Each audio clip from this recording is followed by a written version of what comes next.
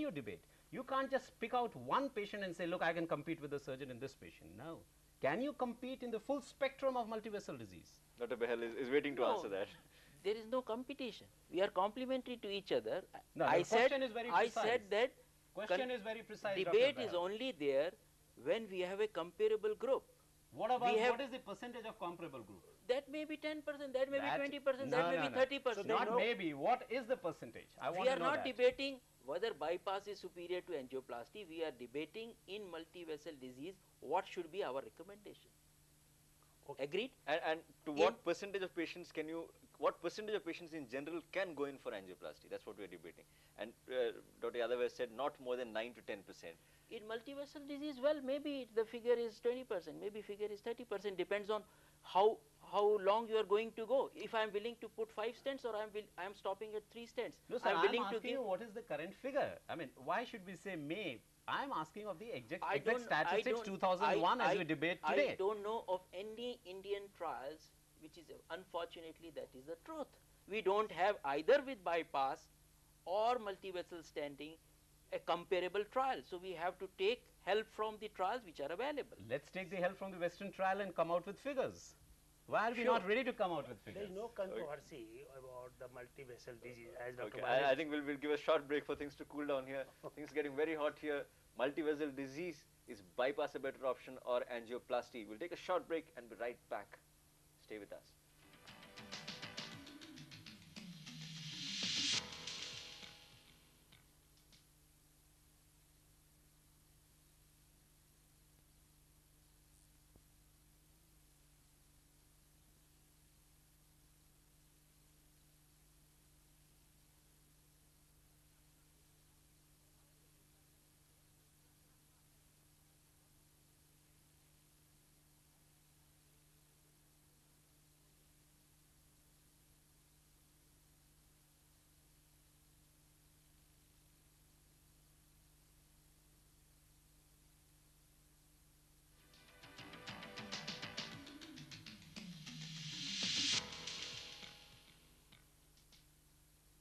Welcome back. You're watching a special panel discussion on medical news, and the debate is really hotting up: angioplasty versus bypass surgery. Dr. Yadav, when a patient approaches a doctor, it's invariably the cardiologist. He goes to him with symptoms and then he's advised an angiography. Yeah. So he goes to Dr. Behel or a cardiologist. Now, after that, if Dr. Behel or any cardiologist wants to do angioplasty procedure and you probably differ in your meetings, what does the patient get finally? Do you think this is an unfair tilt in favor of the cardiologist? Well, we do have in most institutions a combined conference called the CCC, or the Cardiology Cardiac Surgery Conference, where the complete anatomy and a complete profile of the patient is discussed. And they get as heated as oh, they do get much worse than what we are getting on television today. So, and after that, obviously, we try to give the consensus to the patient, and most of these decisions are taken in keeping the patient in mind and with patient as a third party to the debate. I mean, he also chooses. We offer all the pros and cons of each procedure, and the patient finally picks up what he thinks is in his best interest. Dr. Jagdish, coming to the cost factor, as far as the actual spending by the patient is concerned, over the long term, what would you say? A bypass is better than angioplasty, or would you like to give a first chance to angioplasty and check if this can solve the problem? No, because one question is that single vessel and multi-vessel has been cleared. Once the patient is multi-vessels, you should go for bypass surgery. There is no doubt about that, because Dr. Bahal and Dr. Jada both has agreed. Dr. Jada has agreed for 10%, Dr. Bahal has agreed for 20%. So 30% he said. Okay, 20 to 30%. So ultimately the majority goes for the multi-vessel disease. And as far as the cost factor is concerned, in the government setup or in the government setups, the cost of the angioplasty and the bypass remains the same. Not much difference, because the bypass surgery in our setups costs only 35,000 rupees, 35 to 40,000 rupees, where the angioplasty also goes 35 to 45,000. But how long do you have to wait for a bypass? If I came with an indication for bypass surgery, how long would I have to wait? And I'm a common man.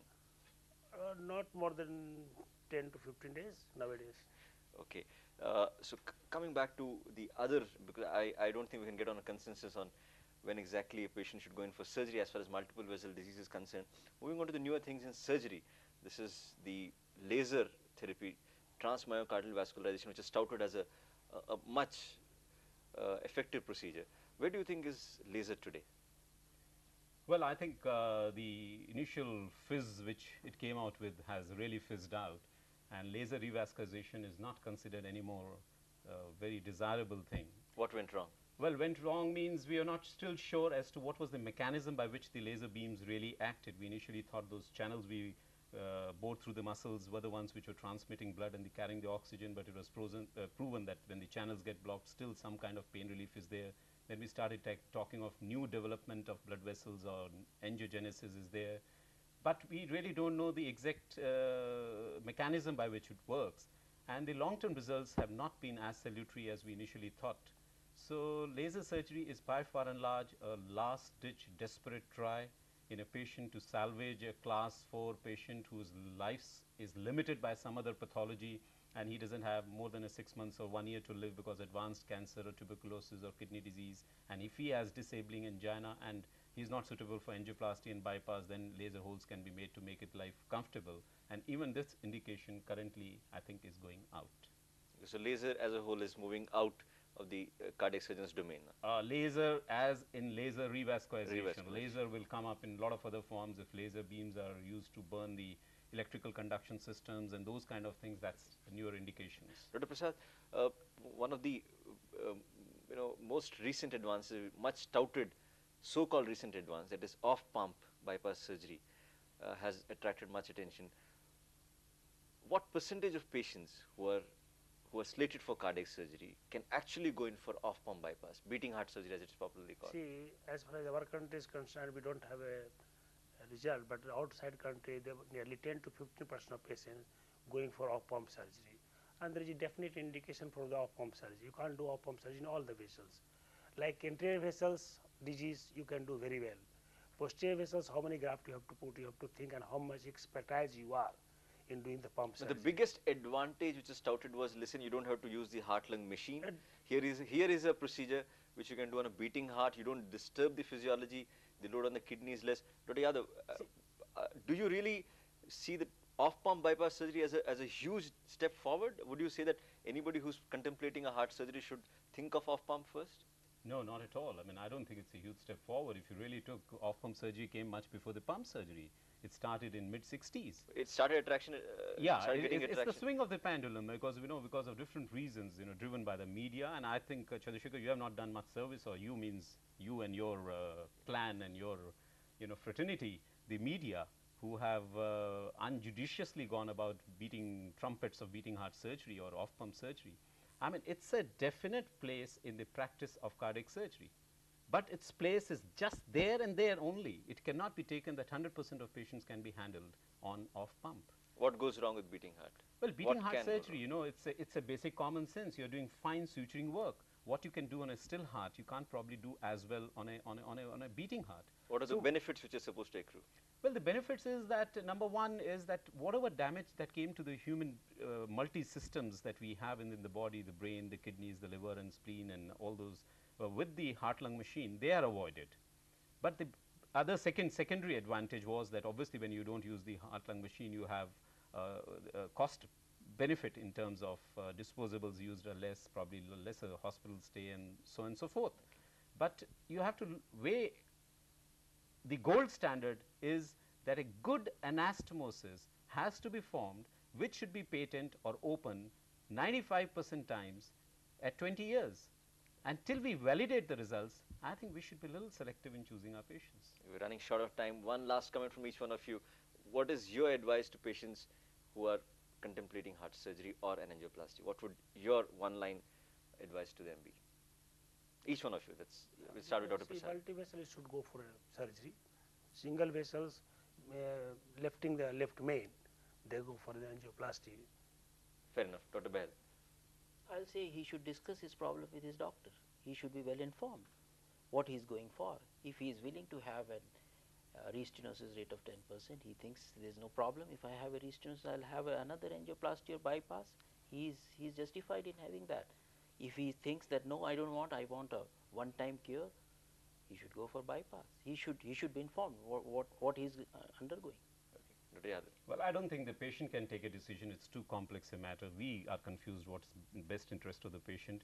We have to choose one procedure. That's why we have to choose So something. can we agree on one thing, that a patient would invariably, to get the best opinion, have to consult at least, take 2 or 3 opinions before deciding? I mean, is that a consensus here? No, Would you say no, that to no, get, no. Not at all. See, it you is don't ca- want him, see, you Dr. want him to Chandrasekhar, I get can tell all you the one- options, but No, you no, don't want him to consult now, another person. All of us He is- agreed. he is All free of to us agreed consult. one point, that multivessels you should go for the No, surgery. there's a big disagreement there. Dr. Bell is already No, looking still we distraught. are around 10%, 15%. It's not that. No, but which 10%? That's a big question. Now, we're running short on time, so can we suggest to our patients that if you have been advised a procedure, either angioplasty, revascularization procedure, either a angioplasty or a bypass, do take a second opinion from a cardiac surgeon or a cardiologist, as the case might be? Instead of taking that, think of the pros and cons of what you are undergoing. But you As just said the Dr. Yadav patient said, is not he equipped can't to deal take. with. But I am informing him what will be his problems if he undergoes bypass vis-a-vis angioplasty. Okay, I think we'll have to end on this note. Well, the message from today's discussion is that if you have been advised for a revascularization procedure, the best bet might still be a second opinion from somebody who's from the other branch. A surgeon, if it is a cardiologist you have met first, and a cardiologist if you have been advised by a surgeon initially. Well, that is all we have for you today. We'll be back again next Sunday from all of us at the Medical News Desk. Goodbye.